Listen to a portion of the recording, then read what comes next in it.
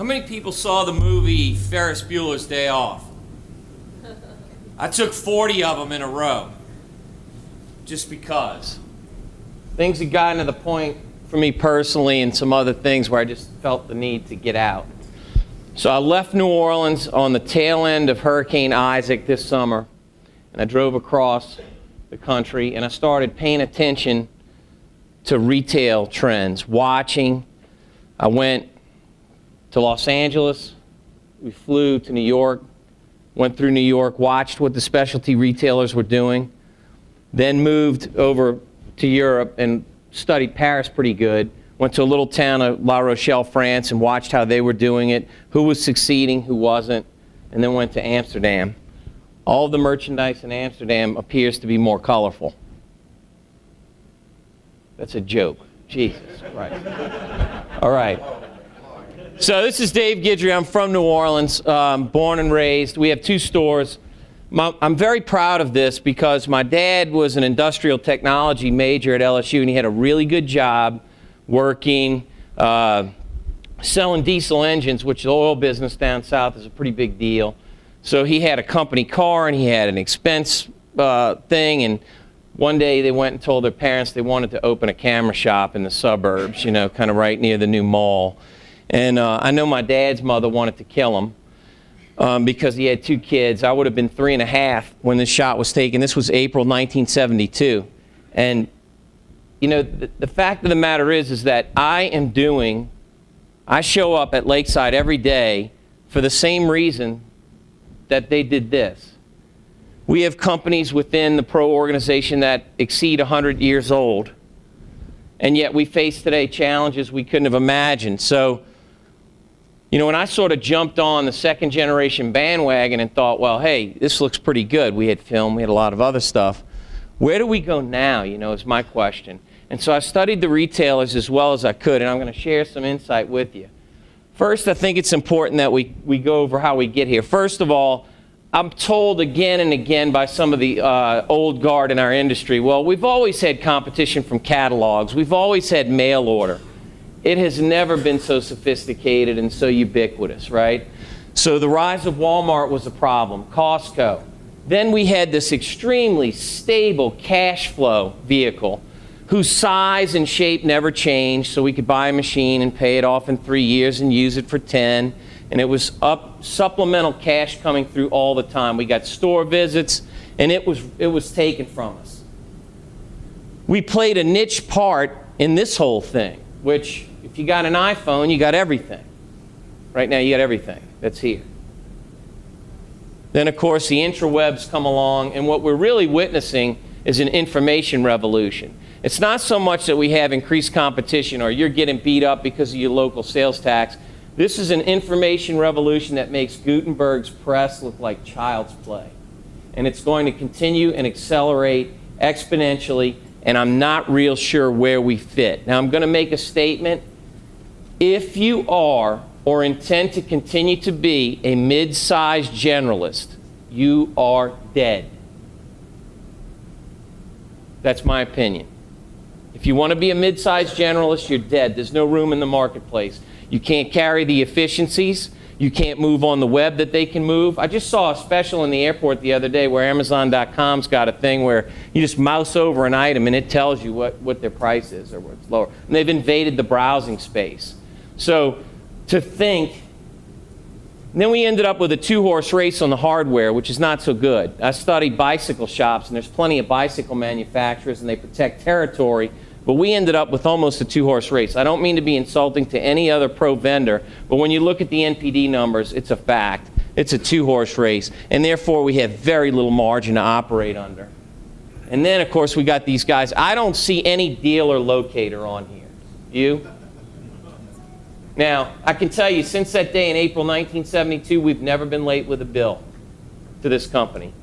We brought them to the dance, and they take our people. They take our warranty cards as we send them in, and then they market direct. 30% off the accessories. I'm sorry. Don't take a weatherman and know which way the wind blows. And this scene is repeatedly maneuvered. This is a plus and it's a minus. It's a plus because there is still the innate human urge to record the high points of our lives. There is still. How many of you got young kids? All right, when you go to the school functions, what gets pulled out, right? You see people filming with iPads, iPhones, whatever have you. And frankly, the quality yielded from these devices is really better than some of what we used to do with discs. You got to admit, right? I mean, was APS that good? So it's good news and it's bad news. The good news is that the urge is there. The bad news is that I don't think any of us sell this device. Anybody in here sell this device? That's kind of a bad deal. Anyway, my theory is that anything with a UPC code that can be mass produced, we are headed for an age where the mouse click to doorstep is absolutely so smooth and seamless and riskless and cheaper that it's going to be tough to compete on anything that carries a UPC code. We are very, very fortunate to have the ProMaster brand, but on most other things we lack control and we lack the ability to compete. If it has a UPC code, the price can be found cheaper and the delivery can beat driving out to your location in most cases. Not everybody. People still want personal service, but it's a different ball game. We're fighting against something that's so different from the catalog days, it's not worth talking about. The problem as I see it is that the lakeside camera that we show up to every day to service our customers may be outsized for what the future can hold.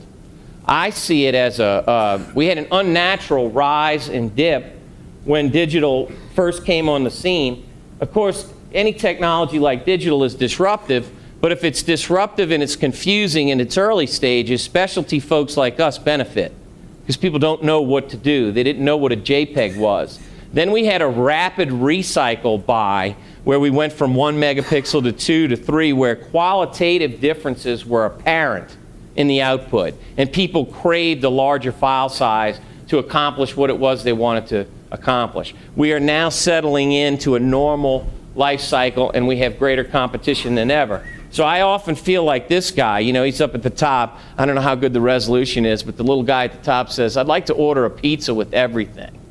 I just feel like if we don't lower the overhead and get really efficient about everything we do, there's not enough margin in the hard goods to cover mistakes. We've seen a couple of big companies leave Pro. I know, and I've talked to a lot of people, and there's always a reason. There's always an extenuating circumstance. Let me tell you, we've had extenuating circumstances in independent business and family-run business since the day it started. What's happened now is the margin shrunk so much you can't hide the mistakes. That's the fact. So, this is something that I follow. It's called a tiny house blog. I'm going to tiny house this sucker for right now until we figure out where it's headed. Now we get into the meat of what I wanted to talk to you about. One of the people that I met when I went to Los Angeles, I had breakfast at this place, and this dude was sitting kind of catty corner to me. His name is Kevin, and so my friend got up and went to the facilities or whatever, and I'm talking to this guy. I'm like, "Hey man, I noticed something in this town. Every time somebody orders something, they have to modify it. You know, I'm like, and it's really, they have to modify it. Like no matter, I don't care what it, I don't know if it's different by geography. I know I have a friend in Tennessee, and in Tennessee they automatically order separate checks. We don't do that. But so there's different shopping patterns worldwide, right? I don't modify things. If it's on the menu, I'll pick something and go. In Los Angeles, everything is modified. Everything is modified. Everything is modified to the point where this dude told me, he came from Detroit, he's a middle-class guy from Detroit. He said in 7 years of living in Los Angeles, he has not been on a single date where the female did not modify the meal and or the drink at the bar. We think about this, we laugh about this, right? Well, I thought, how is that affecting us? Well, it is. This is a restoration we did where we cleaned up a black and white and colorized it, right? And I was thinking about what this guy had said, you know, that he actually, the term that what he told me, he said, Man, sometimes it gets so bad that they'll order a quiche and ask them to hold the eggs. And I was like, wow, this is specialization gone wild. So we did a restoration a couple of years back, and we send a proof out. We get this note back, and I think, well, we're different from restaurants. You know, obviously somebody might want to modify things at restaurants. I get this thing, this guy says, "Hey, Chris, thanks for sending this to me. You know, first off, it looks incredible. Thank you so much. I can tell there was a lot of work done. Few things stand out, though. The flowers on the woman's jacket, can they be made the same color red as the tie on the gentleman on the far right side of the picture? Also, I like the green on the leaves, but it's too bright. It needs to be darker. And if you can make the ribbons on the corsages the same pink as the dress on the bride, I'd like the groom's shoes to be a dark brown instead of black. The lady in the blue jacket, can you make the skirt the same color as the jacket? And the blue is too bright. Can it be a grayish blue? Somewhere in between the color of the jacket and the color of the skirt. Or green might be better. What do you think? The lady in the violet dress, can you replace the tan color with the same violet of the dress? The bride's color is very sophisticated, and I was hoping for colors that were subdued like that for the other ladies. Let me know what you think and when I can see another proof. Thanks again, this looks awesome. I can't wait for it to be finished." God, you've got to be kidding me. You've got to be kidding me. This is not an anomaly if people are ordering quiche without the eggs. This is a consumer trend we're watching. Why? Because we all want to feel important. And if I can make you the service person, if I can make you cater to my specific need, I feel good. I feel empowered some way.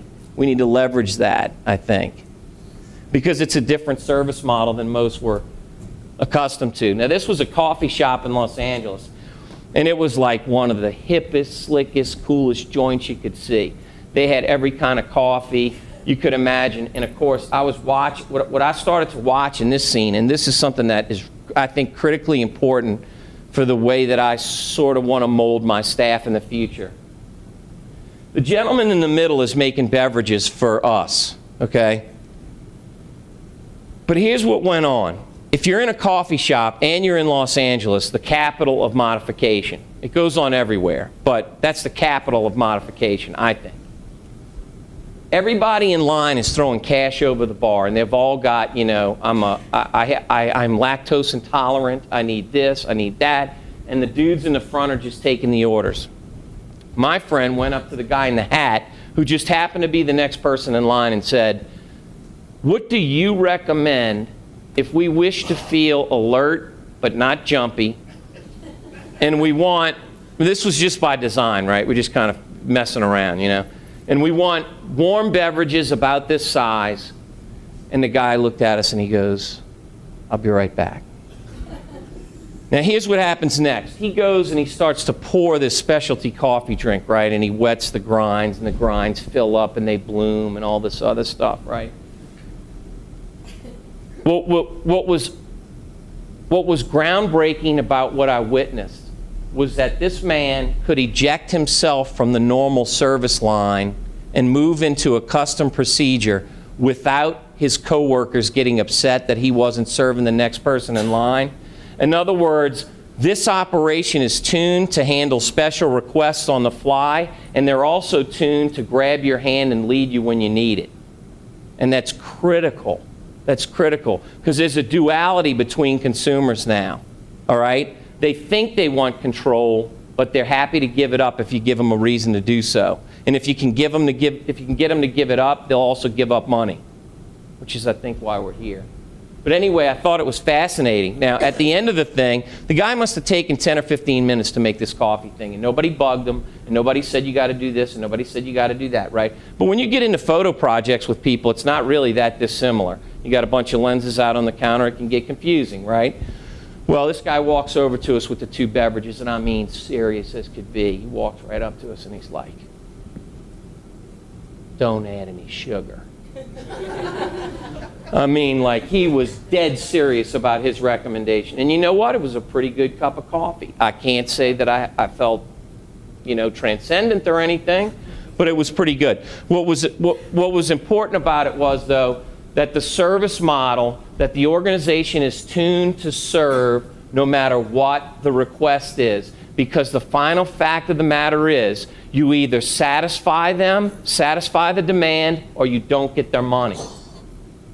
The people globally, not just in Los Angeles and in New York, but globally, the companies that were taking money over the register, over the counter regularly and had lines were those that were catering to special requests on the fly with zero resistance. Not, oh, I got to go talk to a manager. Not, let me go talk to the lab guy. Not any of this stuff. This is what you want. This is which way we go.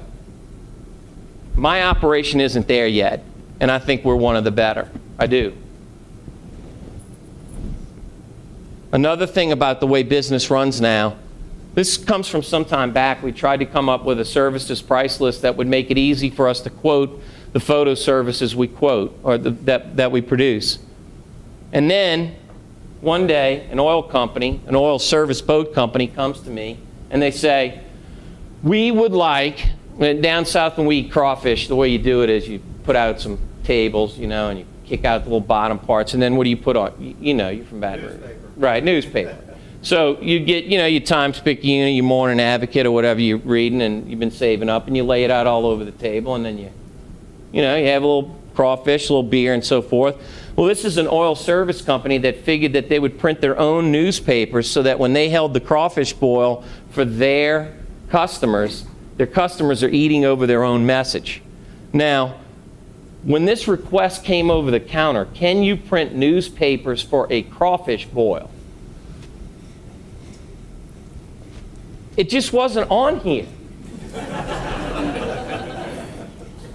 That's the problem. It's not on here. I got no way to anticipate something like that. Was it a profitable job? You bet. I called somebody I knew at the newspaper. I got newspaper paper for free, like one of those roll cores. Just ran them. Ran them at 720 DPI and turned it over, and it was quite a neat thing. Another trend that I noticed, specifically when you start to get into New York, the high specialization that goes on at retail. You know, that's a funny sign, but what struck me more is that Molly's Cupcakes, when you think of specialization, when I said you're a mid-sized, if you want to be a mid-sized generalist, you're dead meat. I really do believe that, and I think there's a big opportunity for the specialist, okay? And what I'm seeing is that we don't have specialty bakeries. Do not go in this place looking for a cruller. You're not going to find it. You will find 50 of this month's cupcakes in a variety of funky flavors, designs, all well done, and they will roll out another 100 cupcakes next month on a marketing schedule. And so the only thing you buy in Molly's Cupcakes is cupcakes. Not croissants, not pain au chocolat, cupcakes. Specialization. This was a restaurant in Paris. They served one thing for dinner, steak and fries, and the line was out the door and around the corner. Every night? I don't know that. I didn't go every night, but I'd like to. You give me the money, I'll go do it. So what I'm saying is we can't be all things to all people. We have to hone these things down. I believe it's the future of retail.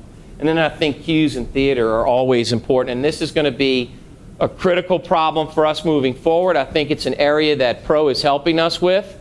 When it comes to cues and theater, I'm looking at displays in retail spaces.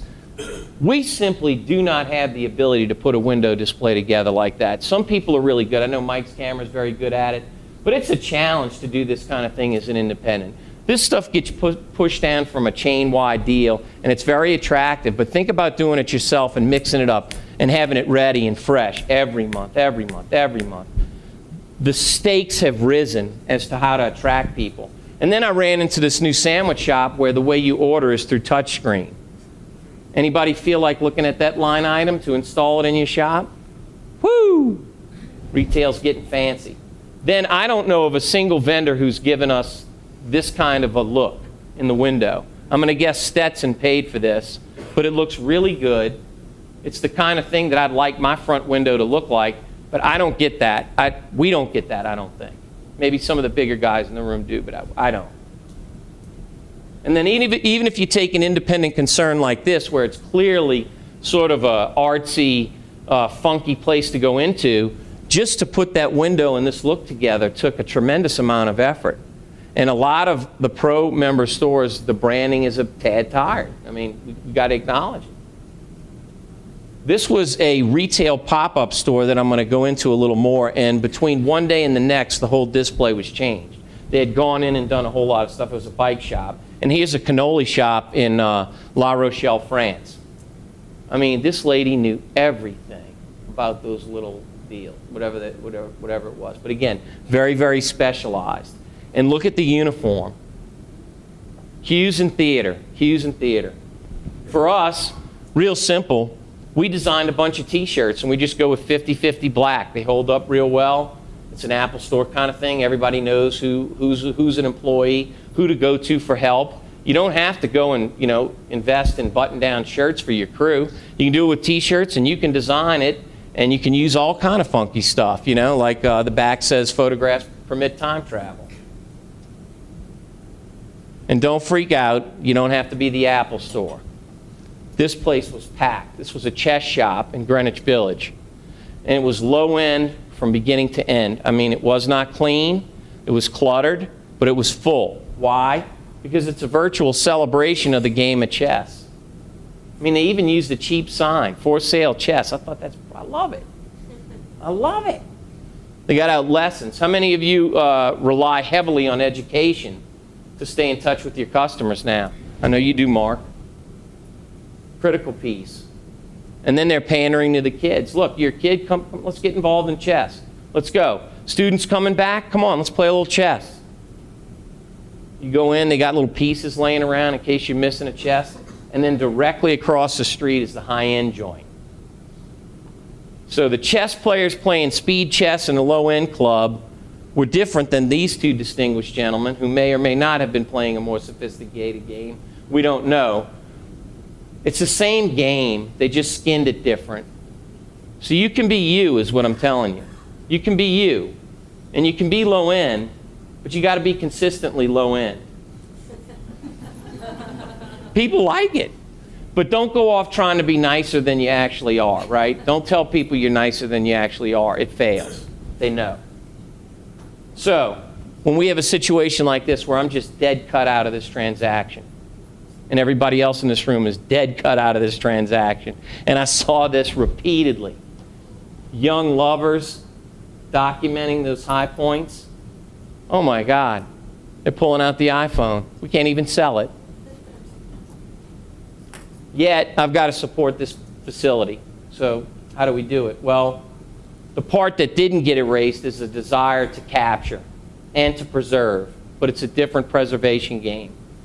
I know some of the hardware guys know I'm service-oriented. I'm not trying to bypass your concerns in any way. I'm only trying to say that I'm looking at the opportunities. Where can I get margin? Where can I differentiate? And how can I keep my business afloat in an environment that really is becoming tougher by the day? I just got a note from my mom that Governor Jindal in Louisiana, Jeff, you'll appreciate this, he wants to eliminate corporate tax in the state of Louisiana and raise the sales tax. Yeah. Yep. Nobody's been assassinated since Huey Long.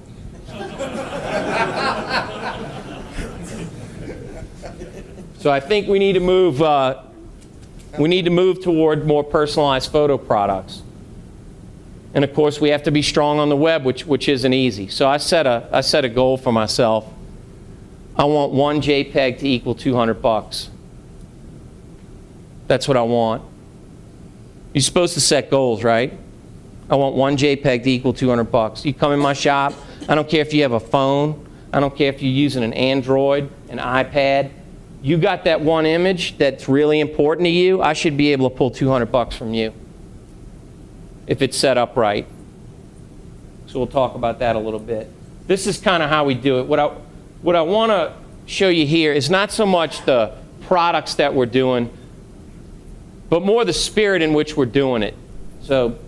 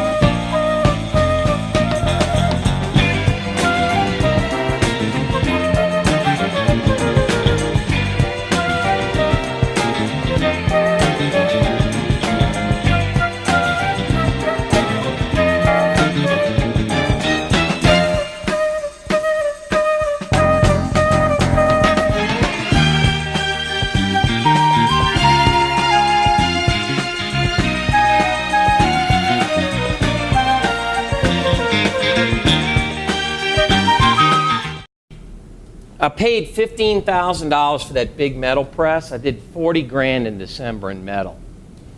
I mean, that's real. That's real. That's for real. Each one is like a Polaroid transfer. That's a specialization they can't fool with. And it's hard to ship the big panels. You'd be shocked how many big panels we've... You know, when you go to look at your press, if you think about getting into this, you're going to play this game where you're like, well, I could get away with the 20 by 30. Smash that. Get the biggest thing, you'll sell them. I promise you. Then we do things around the store. These are all magnetic, and they tell our story. And it tells other corporations how to tell their story. It is an idea factory. What we have created at Lakeside is a place where we've essentially put pedestals around the place in different forms for which the consumer can take an image that is important to them, it has inherent power to them, and they can showcase it in an elegant, well-made way. And there is margin in that. And there are tiers from consumers when you get it right, the good tiers. It's really pretty cool. These are 40 by 60 metal panels hanging out in the sun. We've got pennants flying, all kind of stuff. I try to get people's attention any way I can, right? Big hanging metal when you go in. And then I think this is another critical component to being a specialty retailer. Tie yourself as closely as you can to your own geography. If you need to, go on the Library of Congress site and search your hometown and find old photos. They're free to use, you're a taxpayer.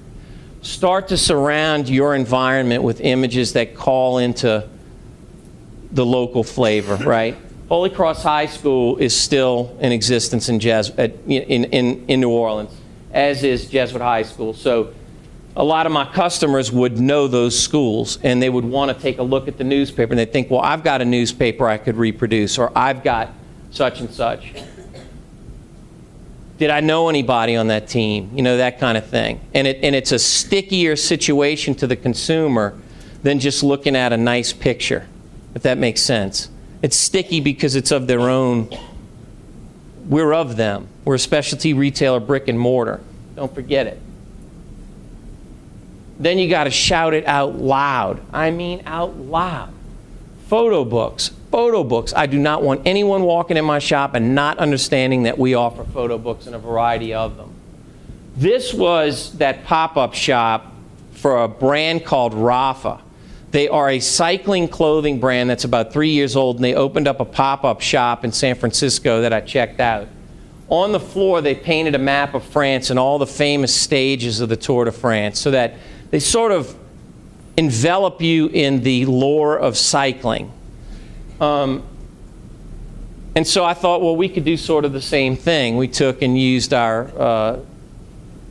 a solvent printer and used a carpet thing and created a sinkhole from Yellowstone on the floor, and people from across the store would see it, you know, and they'd have to go in and take a look at it. And it was just a way to, see, because remember, what's happening with consumers today is there's just so much noise coming at them, the way that they market to you. I noticed some time back a company was following me throughout my browsing experience, and I'm wondering, how are they doing this? And so from a technology standpoint, people are so bombarded with messages and offers for sales. How exactly how do you become sticky? How do you get them to just that single blink that makes them go, oh, I remember, I'll go back, I'll use them, I have something I want to do. I've got a box of guilt of old photos I'd like to get rid of. I'm going to take action. I think it takes inspiration to get them to take action now. It's not quite the same. Our retail spaces need to be, you got to pay a lot of attention to shoppertainment, I think. Because we are serving a hobby. We're not feeding people, we're not sheltering people. This is a hobby. We need to wrap them in photo lore the way this other place did it with cycling lore. And there are ways to do it. We used the same kind of technology for sticking stuff on the floor. I just refuse to have anyone enter my shop and not know that I print Christmas cards. Very interesting thing here. If you put one card on the floor, no customer can stop themselves from picking it up. It's a trip. You can trick them. It's kind of like having one of those dollar bill snatchers. If you just put one, they can't stand it. It drives them nuts. You put a bunch of them, they leave it. I learned a lot. Then we got local stuff, local artists. Anybody we can associate ourselves with that calls to mind South Louisiana culture. Okay? You all have your stuff. You all have your historical stuff. Tie yourself to it. That tells them you're one of them. And then when you walk into my place, I want it to just blow you away, just freak you out. You know, like, oh my God, I had no idea such a place like this existed. And that's what we've been managing to do. But what you see is in order to get that JPEG for 200 bucks, in order to take someone's JPEG and get 200 bucks, you got to have a lot of stuff around the shop that's at least 200 bucks.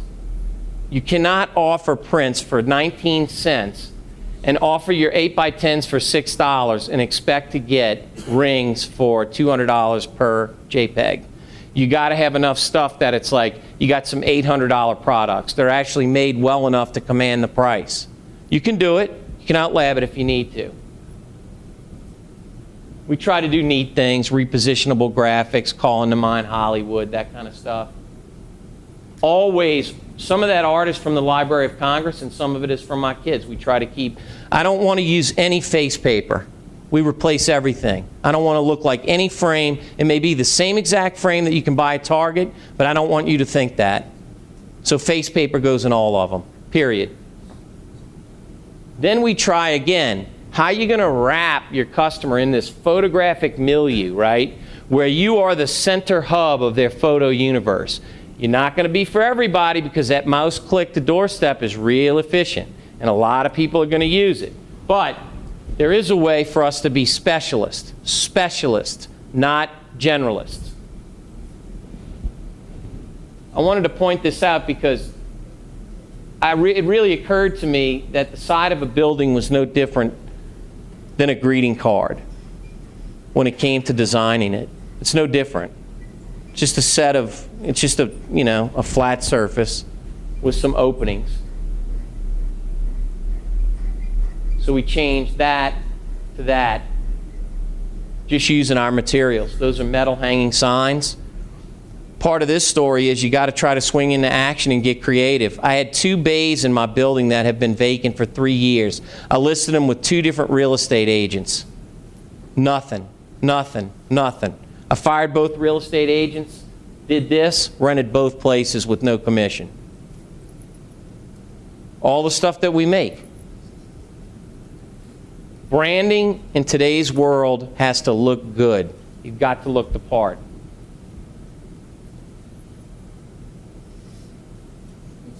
We do.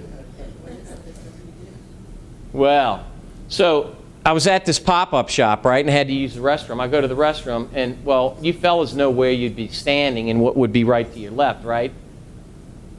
I love this. I thought to myself, I want to go out for a hard ride right now. I am a tough rider. I mean, just this quote in the men's bathroom was enough to make me think, you know, oh. And then, so I went back and I thought, well, what could we do? Well, this is a bathroom at Lakeside that the customer used. First of all, if your bathroom is not clean, shame on you. That is the #1 turn off. You will absolutely run off female customers if your bathroom is not spotless. Clean it if you got to clean it yourself. I clean this one regularly. So this is the look as you enter. And if they're thinking about buying a camera online, I want to hit them with that shop local, y'all. This is what you'd see to the right. Sayings, things like that. We've actually sold some of this stuff out of the bathroom. To the left, we put this stuff up. Almost entirely graphic and very little photographic. 2 weeks after we put this up, a pregnant lady came in and spent $700. The deliverables were metal and repositionable vinyl, and there were no photographic images involved in the output. It was all graphic. And I'm a camera shop. The best, though, is how we catch them when they sit down. So if they sit down, they're thinking, oh, wow, I could get my kids' room done for 200 bucks, less than 200 bucks. I could do something really cool, really designful. See, brick and mortar is a problem because it costs you. It costs you to field a team. It costs you to put on a show. It costs you to keep it clean. It costs you to keep it up to date. It costs you to sweep your parking lot. Do not leave 1 inch of real estate unutilized. Not 1 inch of real estate. Do something with your bathroom. Do something with your break room. Do something everywhere so it's exciting. Remember, shoppertainment's an important part of being a specialist. Then, with the metal, we're thinking like, well, how can we, and this is something that has been kicked around by Alex and Shannon from Dennis Daniels, is creating collections. Well, we worked pretty hard at like figuring out how to get that ring, how to get that average ring up to $200 per JPEG. How can I get you to give me 1 JPEG and I yield $200? Well, it doesn't always work that way, but this is one way to do it. So we put up a display using an old window out of one of the New Orleans homes, and then we filled in all but one and kind of told a story with this thing just to get attention, right? And then I start to see people hanging around it. And I got it lit right? I got up on the ladder and I lit all the stuff right. Think about that. Think about lighting, music. I control all of it. When you come in my shop, it's really, the stereo is awesome. So anyway, you get them thinking, you get them imagining. They think about things. 3 days later, I end up with a black frame and 6 metal prints. Somebody brought in their own frame. Now I'm looking to make window frames that could be held. You could do back, front, you could do whatever it takes. But those are 6 pieces of odd-sized metal with a $30 cut fee on each of them. Yes, indeed. Then I think about marketing, right? I was overthinking the whole Facebook thing. The fastest and easiest thing to do is just tell people what it is you're doing in your own operation. And I got this from my friend Gabby. I started to do it a little bit, and I think it's the right way to do it. So I took an iPhone, and I just started every so often posting these little videos. Hey, this is Dave Guidry at Lakeside Camera Photo Works on the last day of 2012. Today we're doing some fine art reproductions for an artist named Errol Barron. This is a pre-look at some of the drawings that he did in Rome, and I'll tell you, these reproductions are fantastic. We capture a 16-bit image. Well, let me see if I can give you a stable deal, but you know how these iPhones are. Capture a 16-bit image, work it just to perfection, and then print on cotton fine art paper. So if you're an artist and you're looking for someone to reproduce good work that you can be proud of and that you can sell, Lakeside Camera has something to offer you. Lakeside Photo Works, I should say. Anyway, this is Dave Guidry. The last day of 2012, reproducing art at Lakeside Camera Photo Works. Happy New Year, everybody. That's it, you know? So we told them about a service that they may not have known about. And you can do it in anything you want to do. Just a simple video, throw it up. And I think YouTube's a big opportunity. YouTube's a bigger opportunity than potentially Facebook, because I think Facebook's monkeying with what people see. Then I got to thinking something else. This metal stuff, or any other substrate that has some durability, we have been promoting it as wall hanging. But what if you just made it horizontal? So I started making tables. Now we got people bringing in tables to put the tops on. You know, you clean that stuff with Windex. It's flipping awesome. How about a door?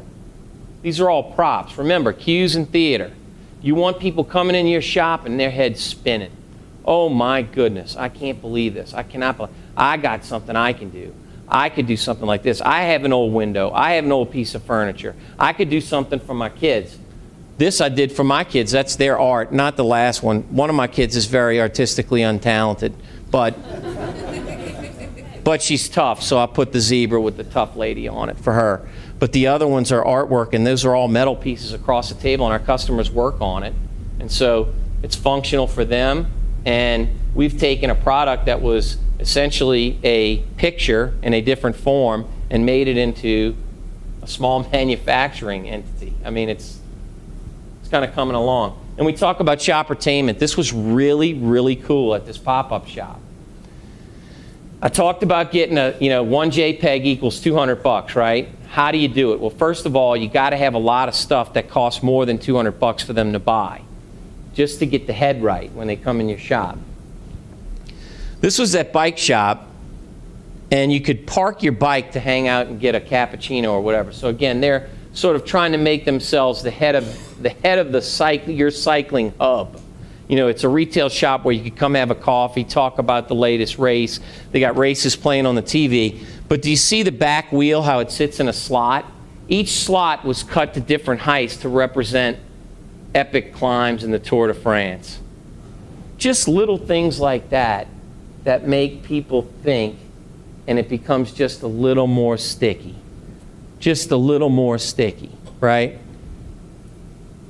So I, despite my mother's protest, consider myself to be somewhat of a Frenchman. I told her if my last name had been her last name, I would have been visiting Germany. Instead, I went to La Rochelle. So this is the French tricolor jersey that this company offers. And I have one, and it's my favorite jersey. And I saw this jersey from across the room, and I'm like, oh man, that's a tricolor jersey. That's different from mine. That's exactly what I'm buying. I walked over there, $3,500. I didn't buy the jersey. But here's the thing. At the back side of the store, people were buying $200 jerseys like it was cheap. This was a total red herring. They had no intention of selling that jersey.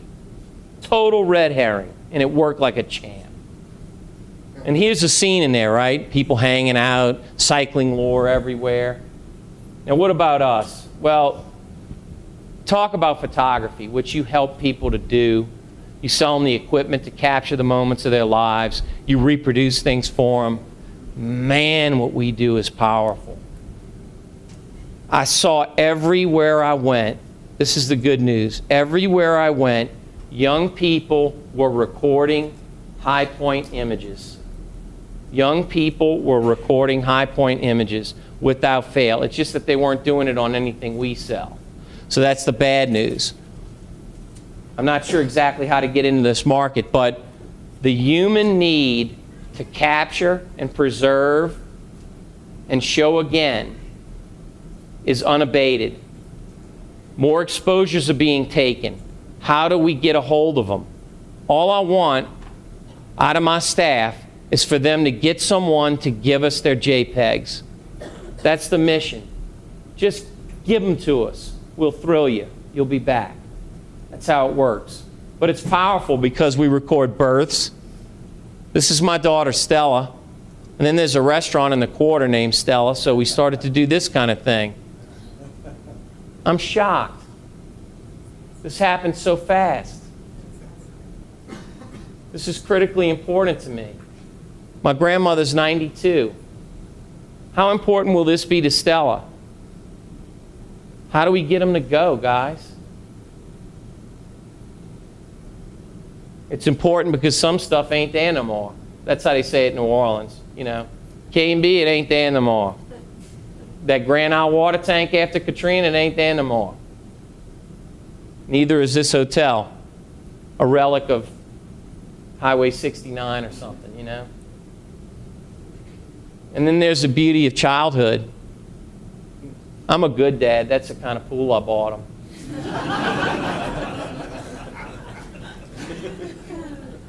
And then there's just beauty in life, right? There's just beauty in life. And we sit on top of the power for all of that. But we under-leverage it. That's my opinion. We under-leverage it. And then, of course, there's the use of images. This is that bike shop as well, and I got to tell you, the bike shop made better use of images than most photo retailers I know. And that just shouldn't be. That just shouldn't be. They were using photographic images to wrap you in the milieu of cycling, and many of us do a poorer job than they do with photographic images. That's got to stop. Education's going to be critical because it's a sticky thing. When someone takes a class with you, it's a sticky thing. In Paris, we went to was called a secret supper. I was unaware of this trend in the United States, but evidently it's everywhere, where like you might get an aspiring chef or something like that, and they don't have a restaurant. They don't have a desire to run a restaurant or operate a physical space or do the rent or have employees, but they're serious chefs. So what they do is they'll run suppers at their home, and so you can join and go, and like I found out a lot of them have waiting lists for like 3 and 4 months to get in, and then when you get in it's like $50, but it's several courses of someone who's really attempting to do something well with a culinary situation. And this is what this lady, Miss Lunch, was like. Now, she was a weird bird. She'd been in Paris for about 20 years, and what happened was there was about 14 people, about the size of kind of a photo class. This is an old Frenchman that tried to pick up on the person I was with. And if he hadn't have been so bold, I think I would have taken him out, but I had to give him props. Those Frenchmen, they don't give up. And at a certain point, at a certain age, you know, some of y'all are old. Y'all can do those kind of things and get away with it. Anyway, there was 13 or 14 people in there, and Miss Lunch talked about the capers that she picked off of an island in Italy because of the salt content in the volcanic soil, right? So if you were a foodie, she was throwing out the nitty-gritty, right? She was getting granular as could be. But if you just wanted to eat and have a good time, she was there to do that too. And she was there to answer any questions, and she was passionate about what she was doing. And the place was filled with cues and theater, right? Truffle oil, all this kind of stuff. And the thing I liked about Miss Lunch was, despite the fact that she was a wonderful host, I got this shot and it showed just how deathly serious she is about cooking.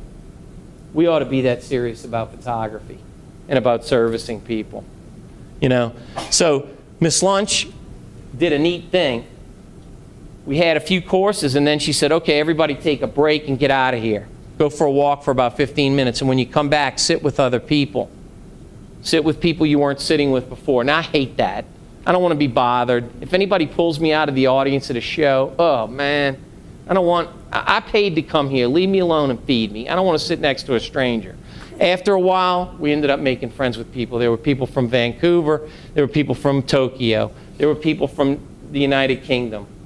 And it created this special environment where there was learning going on, there was camaraderie, there was enjoyment, and the food itself was exceptional and couldn't be had any other way. It was really, really a special way she handled this. So when you think about what you're going to do with your education programs around photography, that is certainly something that can make someone sticky to you.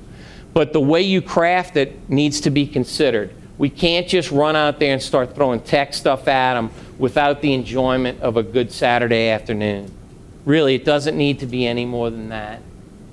Does it? So then I think we have something that's sort of built in for us, and that is preservation. You know, remember, a lot of people recall buying these devices from us in the first place. So when it comes to having their film developed or doing anything with the old stuff, I think they naturally would think of us. I think also as a local concern, we clear the trust hurdle maybe more than sending something off mail order. So I think preservation is an important part. And if you're in a situation where, well, we're just not real service oriented, you know all it takes to get into this business? A couple of decks you buy at Sam's. Really. It's not that hard. We're not talking rocket science. And then of course we got to look at promotion. And this is another thing. This is a totally different bike shop. This is a specialized bike shop. And again, they're using images. Look at that. How many of you have multi-paneled images installed in your store with that kind of hardware? I don't have that. This is a bike shop. Why does a bike shop have better stuff than Photoshops? Why does a bike shop have better photo stuff than a Photoshop? Why? And you know what? It's a worldwide problem. Like those little Kodak stores you see in Europe, they had the worst displays. What are we, sick? Next thing we got to realize is that images are important to institutions. Institutions and companies are great candidates. And then we get into the real heart of the matter.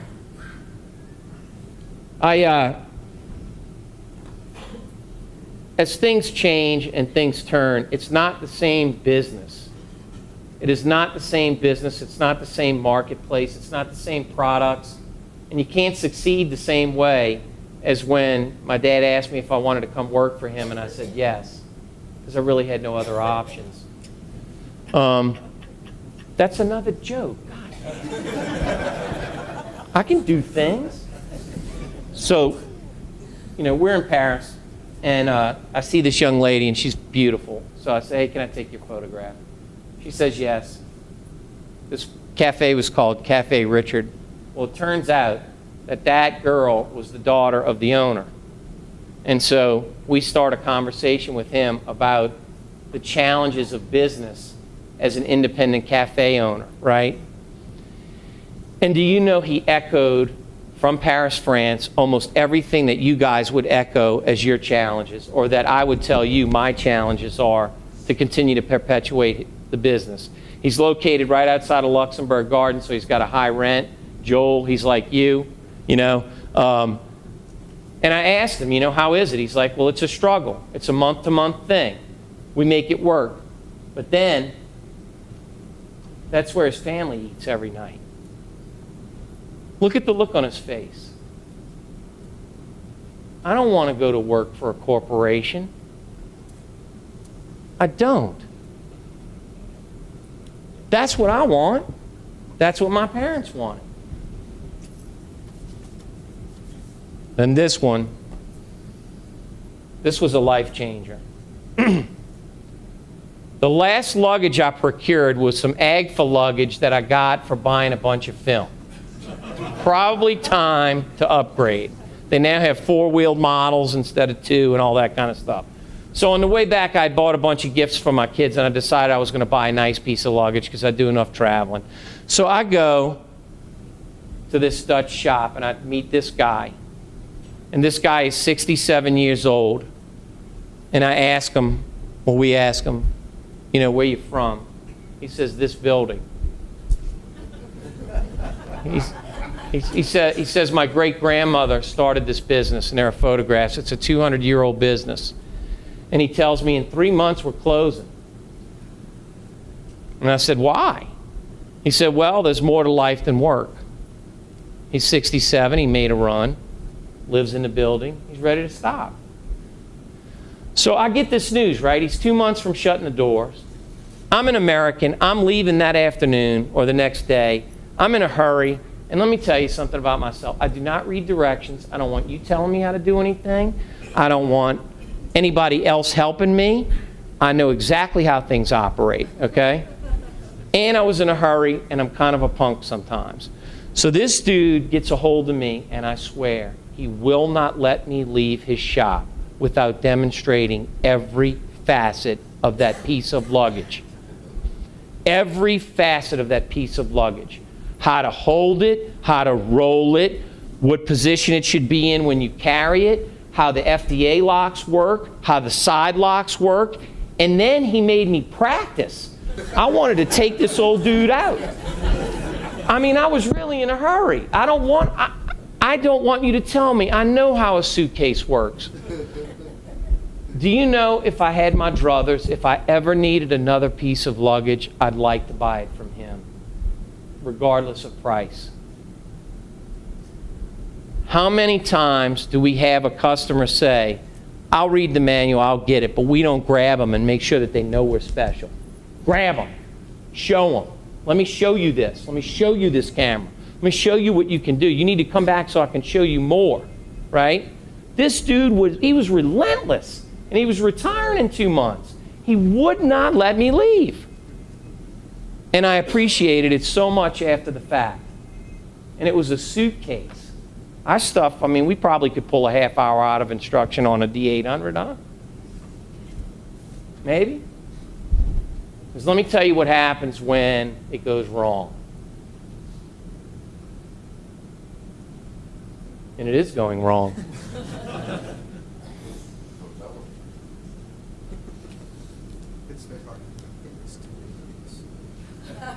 All right. That is my son. My son is hearing impaired, okay? He can hear, but he's hearing impaired. So they set him up in an early steps program. The other deaf kids showed him some signs, all right? This is not my fault. I was not walking around birding people, but the deaf kids showed him, okay? We took him to an Easter egg hunt. Do you know why he did this? Because they kept us standing at a rope in the heat for 45 minutes. He reacted just like a customer reacts. It's just that he was honest enough to express it. I kind of like it, really. I was proud of him. So, you know, to happiness, how are we going to do it? That was the whole thing, right? To be independent, to be able to run your own ship, service your own customers, do something special.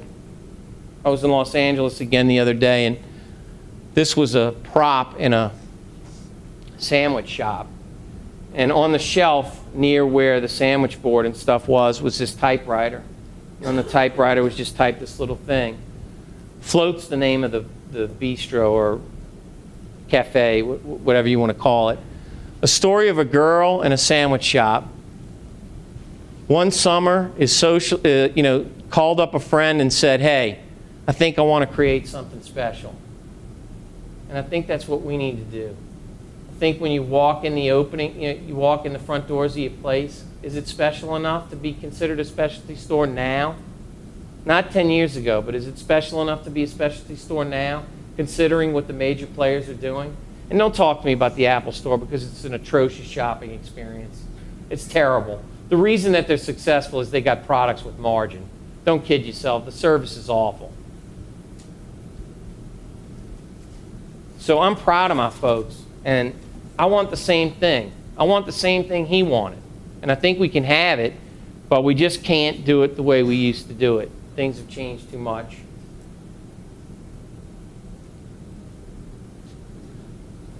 I'll tell you what else hasn't changed. The thrill of the sale. My kids have an open door at my shop. That's my daughter, Stella, and she designs these little outfits, right? So you gotta market. We got the little sister. We got the little sister involved in the marketing. And then I seeded a fake sale, which probably, wasn't the most honest thing, but I gave this dude $5 because I knew Stella wanted to charge $5, and I told him to go negotiate with her to try to get an extra dress for $5 or to get one for $3.50 or something. No discounts.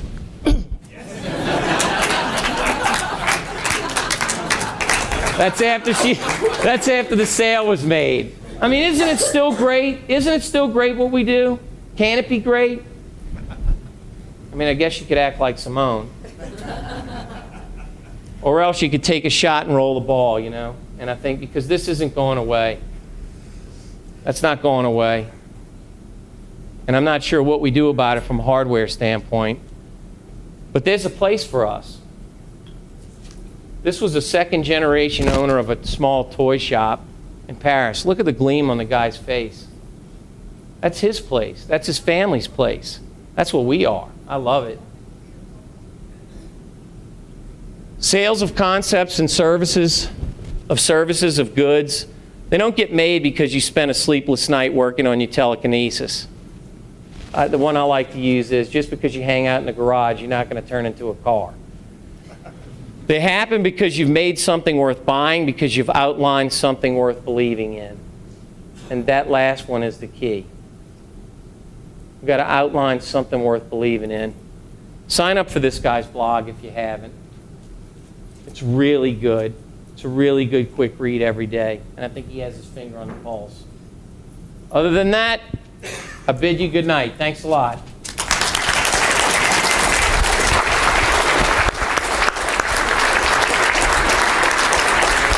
Thank you, David. That is one on-point message. Thank you, brother.